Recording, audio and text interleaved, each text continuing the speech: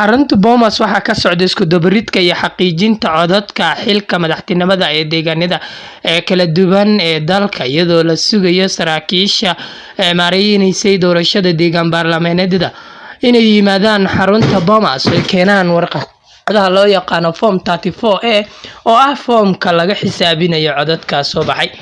Guddiga IEBC ayaa u gudbi doona foomka 34P oo ah foomka natiijada deegaan baarlamaaneedka ee guud ahaan 290 deegaan baarlamaaneed oo dalka oo dhan.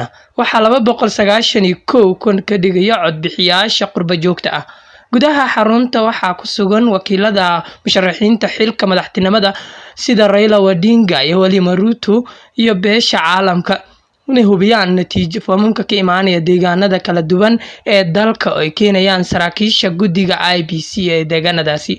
Ma jirto ilaa hadda wax natiijo ah oo ku saabsan xilka madaxweynenimo ee guddiga doorashada shaaciyay.